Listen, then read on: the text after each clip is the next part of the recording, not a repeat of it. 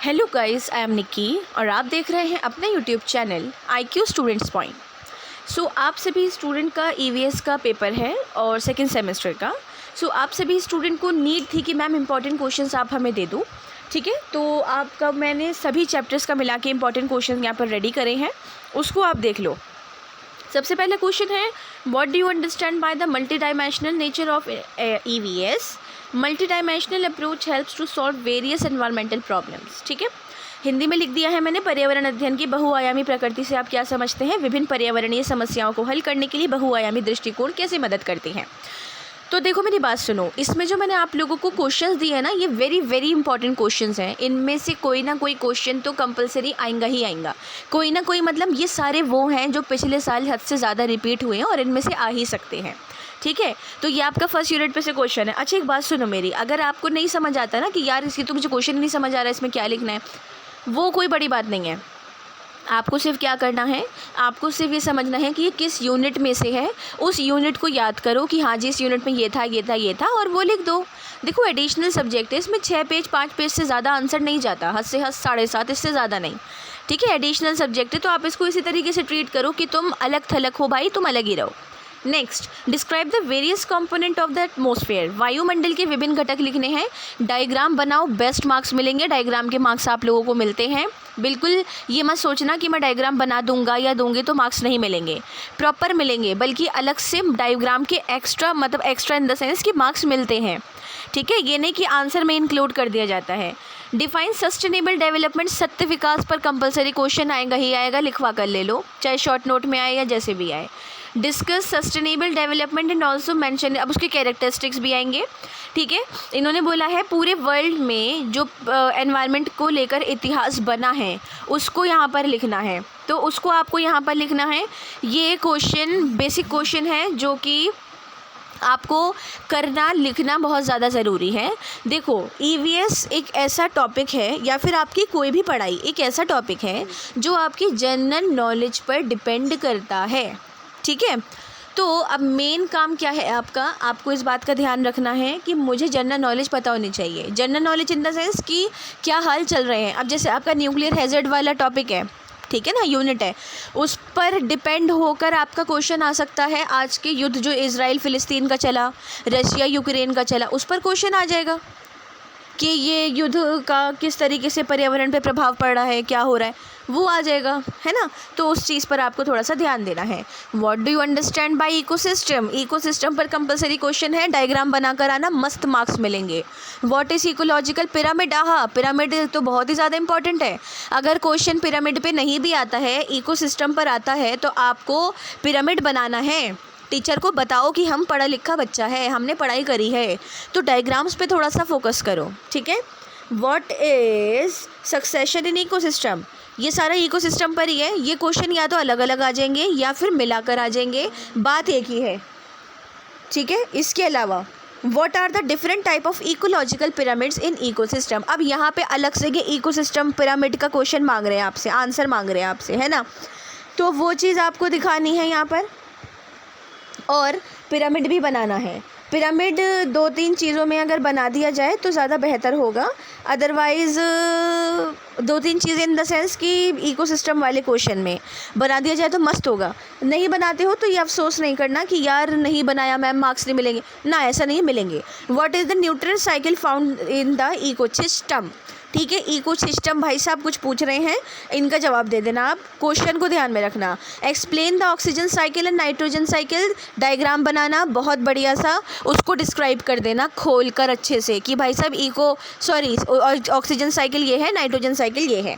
Productivity क्या होती है? प्रोडक्टिविटी ग्रॉस प्रोडक्टिविटी और नेट प्रोडक्टिविटी में डिफरेंस मांग रहे हैं ये। इनमें से किसी का आंसर आपको चाहिए तो मुझे टेलीग्राम पे मैं ID आपको दे देती हूँ डिस्क्रिप्शन में, या फिर मैं आपको नंबर भी मिल जाएगा, कॉन्टैक्ट नंबर उसमें डिस्क्रिप्शन में ही, वहाँ पर आप मुझसे कांटेक्ट कर लो, क्वेश्चन का फ़ोटो भेज दो, मैं आपको उसका आंसर बता दूँगी, ठीक है। Explain the difference between land and water ecosystem.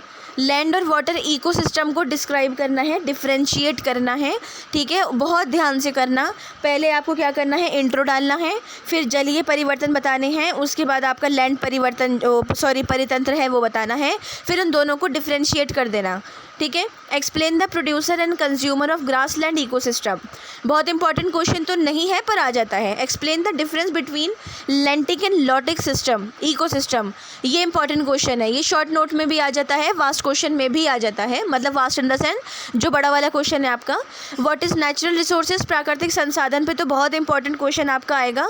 Question ये भी आ सकता है कि प्राकृतिक संसाधन क्या है और ये क्या होता है, न्यूक्लियर हैज़र्ड्स किस तरीके से प्राकृतिक संसाधनों पर भी इफेक्ट डाल रहे हैं, या फिर बहुत सारी चीज़ें थोड़ा सा न्यूक्लियर हैज़र्ड्स से मिलाकर आ सकता है, बट न्यूक्लियर हैज़र्ड्स का अलग से आएगा, ठीक है। Explain the difference between mining and dam construction on the environment, तो ये बहुत इंपॉर्टेंट है कि पर्यावरण पर बांध और इस सब का निर्माण करने से क्या इफेक्ट पड़ रहा है। देखो बहुत सीधा क्वेश्चन है, आपको नर्मदा बचाओ आंदोलन लिखना है। नर्मदा बचाओ आंदोलन को क्यों लिखना है, क्योंकि नेहरू सरकार बांध बनाना चाहती थी नर्मदा पर। पानी नर्मदा का पूरे वर्ल्ड में बहुत साफ़ पानी है, ठीक है, ये बात आपको ध्यान रखनी है। तो उसको बचाने के लिए आम जनता ने आंदोलन चलाया था। तो पहली बात ये कि पर्यावरण का बांध बनने से सबसे बहुत ज़्यादा इफेक्ट पड़ता है एनवायरनमेंट पे, और अगर नर्मदा नदी पर बनता है कुछ होता तो वो और भी ज़्यादा इफेक्ट डालता। Throw light on the challenges faced by forest based industries and livelihood, ठीक है। क्वेश्चन ज़्यादा इंपॉर्टेंट नहीं है पर आ सकता है, चांसेस है। ब्रीफ नोट लिखना है आपको वर्षा जल संचयन पे, वाटरशेड प्रबंधन पे। उसके बाद आगे आ जाओ, इन्होंने बोला है भारत की जल संसाधन समस्या बतानी है। भाई साहब इस टाइम तो बहुत ज़बरदस्त चल रही है, कंपलसरी क्वेश्चन है, आएगा ही आएगा। Explain geothermal energy, what is fossil fuel, ये भी इंपॉर्टेंट है, ठीक है। एडवांटेज और डिसएडवांटेज बताने सोलर और विंड एनर्जी के। सोलर और विंड एनर्जी के एडवांटेजेस तो नॉर्मली सभी को पता है, डिसएडवांटेजेस सर्च कर लेना, किताब में नहीं मिलते हैं, गूगल पे कर लेना, तब भी नहीं मिलते हैं तो कॉन्टैक्ट नंबर है डिस्क्रिप्शन में, कॉन्टैक्ट कर लो, वो मेरा ही नंबर है निकी मैम का, ठीक है। Write an account of the increasing energy needs with special reference to India, ठीक है। ये इंडिया के पर क्वेश्चन आ सकता है क्योंकि हाल फिलहाल में इंडिया का थोड़ा सा पानी को लेकर क्राइसिस चल रहे हैं, इस वजह से। What do you understand about air pollution, क्या समझते हो वायु प्रदूषण से। फुकुशिमा और भोपाल गैस ट्रेजेडी आ सकती है। फुकुशिमा जापान की एक जगह थी जहाँ पर 4 न्यूक्लियर वेपन्स रेडियोधर्मिता की वजह से प्रॉब्लम हुई थी और वो जगह बर्बाद हो गई थी। वो हुई थी मेरे ख्याल से 5 अप्रैल को, हाँ 2011, 5 अप्रैल 2011, ओके राइट, ठीक है। तो इसके अलावा आपका चेरनोबिल जो यूएसएसआर वाला है वो भी ध्यान में रखना, भोपाल गैस ट्रेजेडी वो भी ध्यान में आपको रखनी है। ये मेन है न्यूक्लियर हैज़र्ड्स के। और इसके अलावा जापान का ही हिरोशिमा नागासाकी 6-9 अगस्त 1945 वाला मुद्दा, ठीक है, ये आपको याद रखना है। इसके अलावा इनमें से किसी पे भी क्वेश्चन आ सकता है, फुकुशिमा और भोपाल गैस ट्रेजेडी को छोड़ के। मानव स्वास्थ्य पर ध्वनि का क्या असर पड़ रहा है वो बताना है। परमाणु खतरों के कारण क्या हो सकते हैं, पावर हो सकती है, अपना आपको दिखाना हो सकता है, वही पावर वाली बात आ जाती है कि जैसे केनेथ वॉल्ट्ज थे नव यथार्थवादी, उन्होंने बोला बैलेंस पावर की थ्योरी दी, क्यों दी थी, इसलिए ही दी थी ताकि वो परमाणु खतरों के कारण को बता सकें कि भाई साहब अगर तुम्हारे पास पावर है तो इसका ये मतलब नहीं है कि तुम उसको दिखाते फिरोगे। और भी बहुत सारे कारण हो सकते हैं, आपकी किताब में लिखे हुए हैं, नहीं तो गूगल जिंदाबाद, नहीं तो निक्की मैम तो है ही जिंदाबाद। व्हाट इज़ वाटर पॉल्यूशन, जल प्रदूषण आपको बताना है, सॉइल पॉल्यूशन आपको बताना है, ठीक है। आपको जल प्रदूषण पे शॉर्ट नोट, काली जोड़ी रोग शॉर्ट नोट, आपदा डिज़ास्टर्स क्या होते हैं।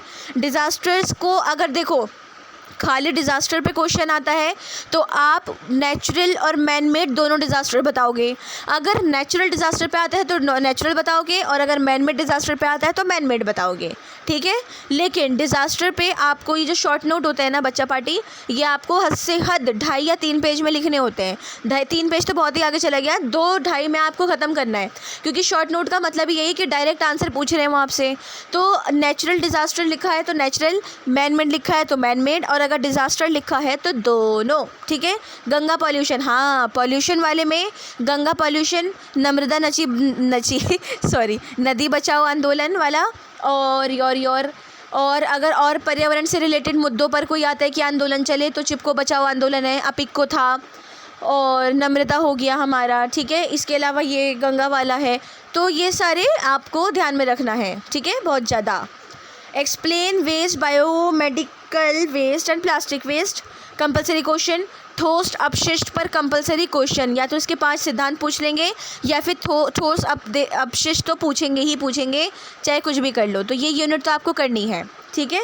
ये यहाँ ख़त्म हो गया है आपका। अच्छा, आप मेरी बात ध्यान से सुनो, आपको बहुत ज़्यादा ध्यान रखनी है ये वाली चीज़ कि आपकी जो यूनिट फर्स्ट है, लास्ट वाली यूनिट में आपकी जो पॉल्यूशन वाली यूनिट है, ठोस अपशिष्ट सॉलिड वेस्ट वाली यूनिट है, और न्यूक्लियर हैज़र्ड्स वाली यूनिट है, इकोसिस्टम है, इन सब पे कंपलसरी क्वेश्चन आएंगे। आप मुझसे लिखवा के ले लो, ठीक है। कंपलसरी क्वेश्चन आएंगे ही आएंगे, तो ये आपको बहुत ध्यान से करने हैं, बहुत ध्यान से समझने हैं। इनके आंसर मैं दोबारा बोल रही हूँ, नहीं मिलते हैं तो डिस्क्रिप्शन में भागो, नंबर निकालो, मैसेज करो, और हैंस प्रूव्ड कल आपका पेपर है, ठीक है। तो ये आपकी ही डिमांड पर लाई गई। एक आखिरी बात और मैं आपको बोलना चाहूँगी कि जो डिस्क्रिप्शन में नंबर आपको दिया गया है, उस नंबर से ही अगर आपको कोई ऐसा मैसेज आता है जो आपको ठीक नहीं लगता है, तो वो उसकी शिकायत आप मुझसे कर सकते हैं। अदरवाइज़ उस नंबर के अलावा, या एक और वीडियो में डिस्क्रिप्शन में देती हूँ, उस वीडियो में जो नंबर्स दे रखे हैं, आईडीज़ दे रखी हैं, उनके अलावा किसी से आपको पैसे मांगने के लिए, ब्लैकमेलिंग के लिए, या किसी के लिए भी मैसेज आते हैं, तो उसके ज़िम्मेदार IQ स्टूडेंट पॉइंट की टीम नहीं होगी, याद रखिएगा। सो अपने फ्रेंड सर्कल में इसको भेजो भाई साहब, ताकि बच्चे भी पढ़ें, देख लें कि कौन से इंपॉर्टेंट है, पढ़ें इन द सेंस कि रिवीजन हो जाएगा लास्ट। और thanks for the watching and best of luck all.